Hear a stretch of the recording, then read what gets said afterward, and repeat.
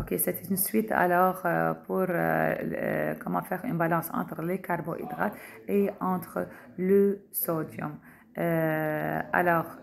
Quand on a une diète qui est riche en carbohydrates, il faut faire attention que le carbohydrate fait une rétention d'eau, car le carbohydrate, c'est-à-dire insuline élevée, et l'insuline fait une réabsorption de sodium. Ce qui nous donne alors une rétention d'eau. Alors, c'est pour cela il faut faire attention de ne pas exagérer à prendre le sodium dans ce jour-là, à prendre du pickles et tout ça. Donc, les sauces qui sont riches en carbohydrates, le ketchup, la mayonnaise et tout ça. Alors, faites attention par rapport à ça. Et aussi l'apport du fait que ça soit d'une façon aussi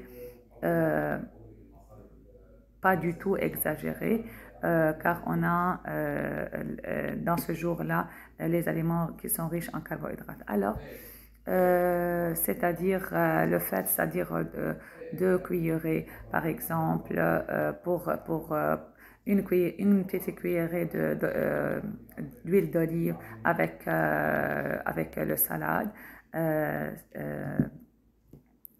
au dîner et un autre alors aussi plat du salade avec une petite cuillerée aussi d'olive oil avec un autre plat du jour.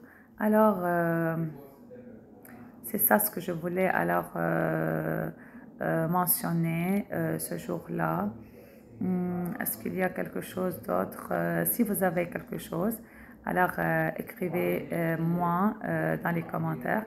Et n'oubliez alors pas que ces sportifs-là peuvent faire, c'est-à-dire le jour où ils s'entraînent, donc qu'ils fassent alors une diète en high carbohydrate et le jour de repos peuvent faire alors une diète qui est basse en carbohydrates, mais comment alors c'est suivant alors le but s'il veut alors perdre du fait, s'il a un pellicule